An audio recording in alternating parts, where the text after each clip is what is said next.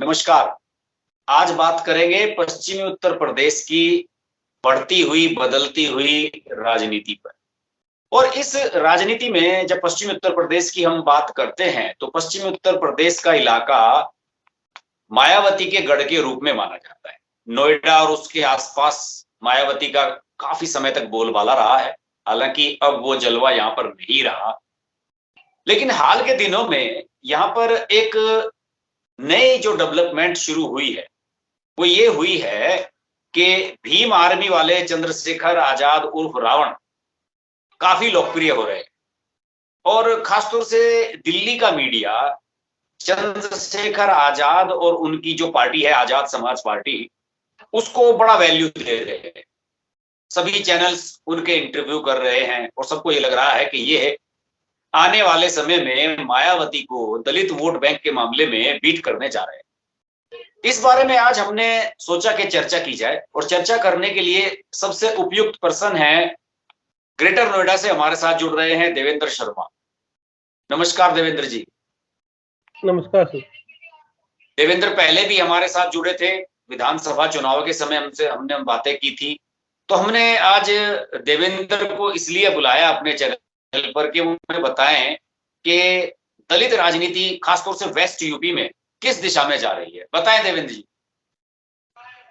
Sir, जहां तक west UP में हम दलित राजनीति की बात करें तो इस समय दलित राजनीति दो धड़ों में बढ़ती हुई दिखाई दे रही है। एक धड़े की लीडरशिप जो सर्वमान्य नेता है दलित समाज से, हालांकि बाद में उन्होंने सर्वजन हिताय सर्वजन सुखाय की बात की, मायावती का है। और दूसरी तरफ दलित समाज में तेजी से काफी लोकप्रिय हो रहे चंद्रशेखर उर्फ रावण की बात करते हैं। देखिए सर, वर्तमान में दलित समाज के अंदर चंद्रशेखर उर्फ रावण की स्थिति को भांपने के लिए दो तीन बातों पर गौर करना बहुत जरूरी है। मैं बात मानता हूं कि चंद्रशेखर दलित समाज के नेता हैं और उनका जो एक उग्र एक शैली है या एक आक्रामक रवैया है वो दलित समाज के विशेष रूप से युवाओं के बीच काफी लोकप्रिय हो रहा है। लेकिन इसके बावजूद भी मैं ये भी मानता हूं कि चंद्रशेखर उर्फ रावण और मायावती के बीच बहुत बड़ा गैप है, जिसे पाटना भी चंद्रशेखर रावण के लिए बड़ी चुनौती है। चंद्रशेखर रावण भी उसी नक्शे कदम पर चलकर अपने आप को राजनीति में अपने समाज के नेता के रूप में स्थापित करना चाह रहे हैं, जिस शैली को कभी 90 के दशक में मायावती ने अपनाया था। लेकिन जब मायावती 90 के दशक में एक दलित समाज की सर्वमान्य नेता हो गई तो उनको एक स्थापित नेता के रूप में अपनी शैली, अपना स्ट्रेटजी में बदलाव करना पड़ा और उनको भी सर्वजन हिताय सर्वजन सुखाय के आधार पर सर्व समाज की नेता स्थापित करने के बाद ही मुख्यमंत्री पद मिला।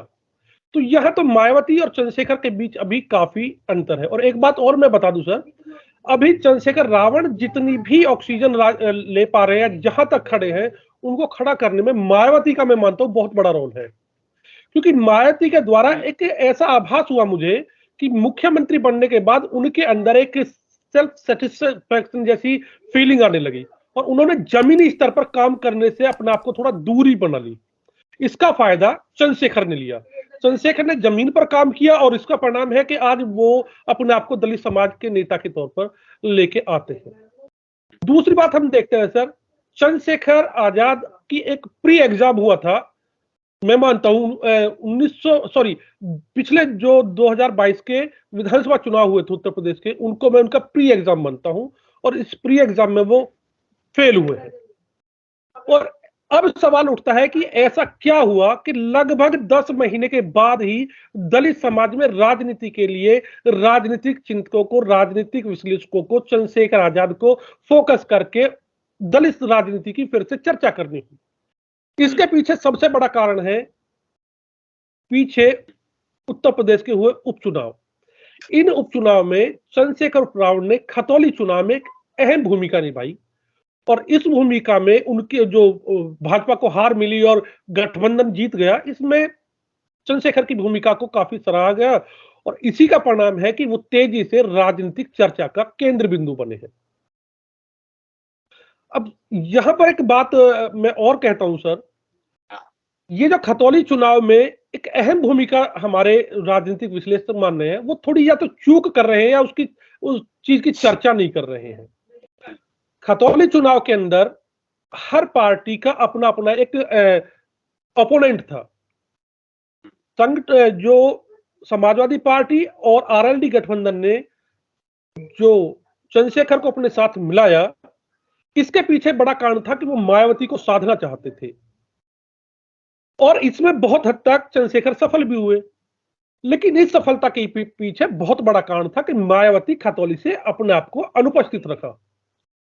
हाँ, उपचुनाव में उनका कोई प्रत्याशी नहीं था। जी जी जी।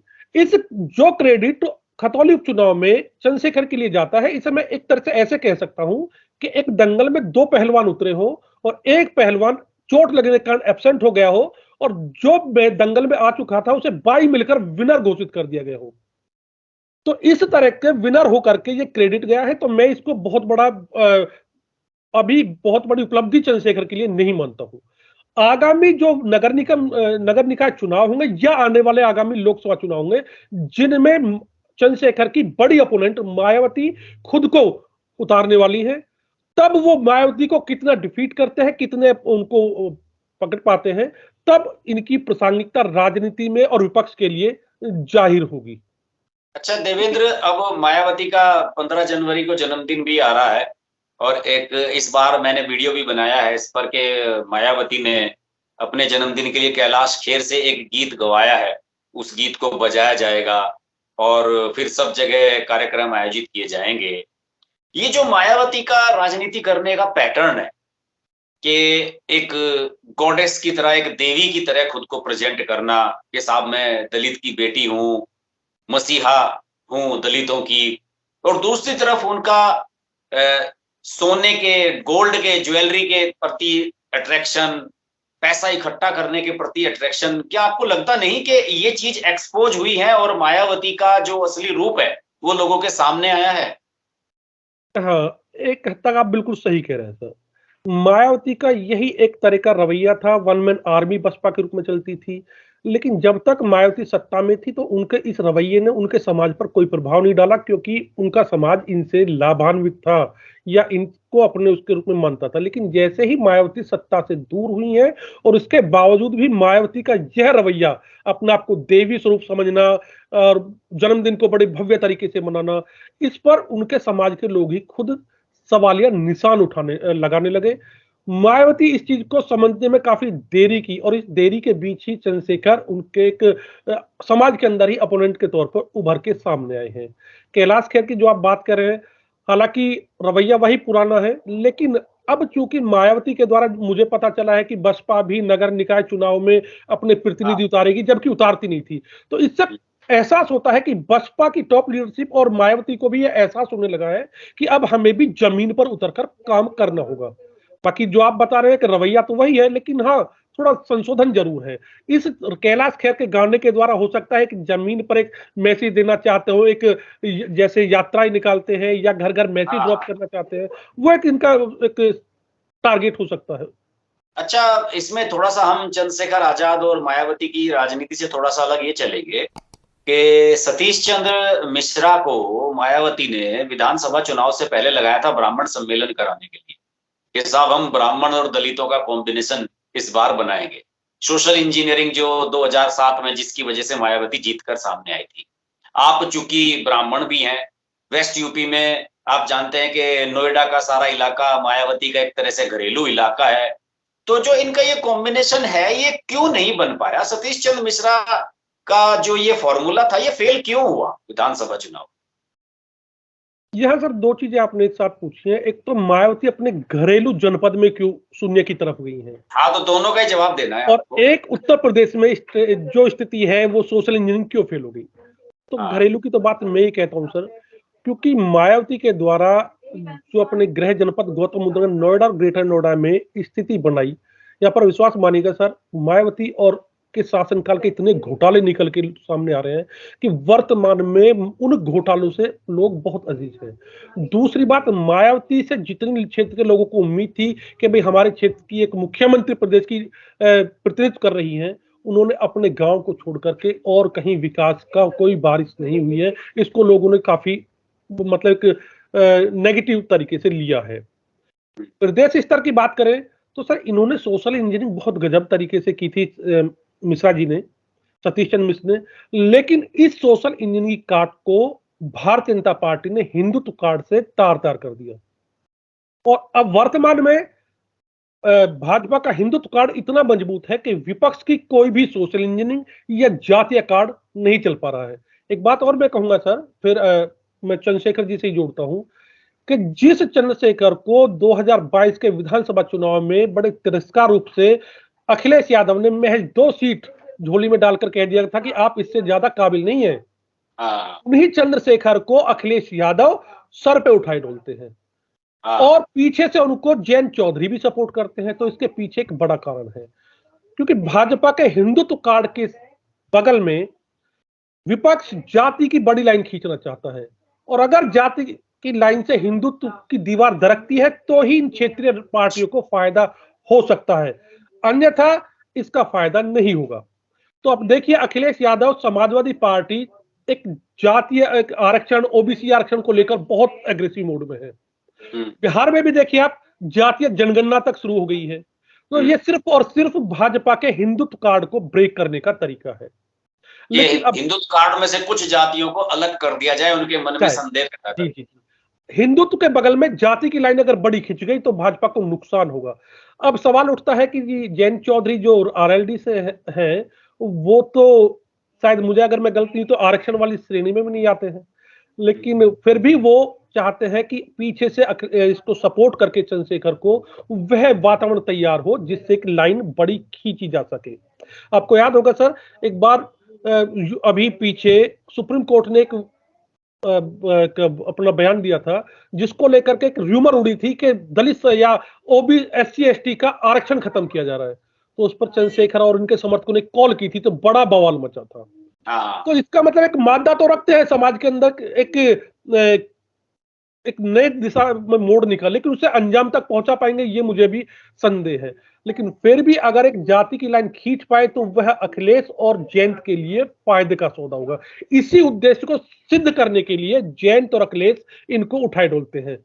अब सवाल ये उठता है, एक बात चंद्रशेखर आजाद के बारे में हमें ये भी बताइए कि चंद्रशेखर आजाद खुद भी चुनाव लड़ना चाहते हैं क्या?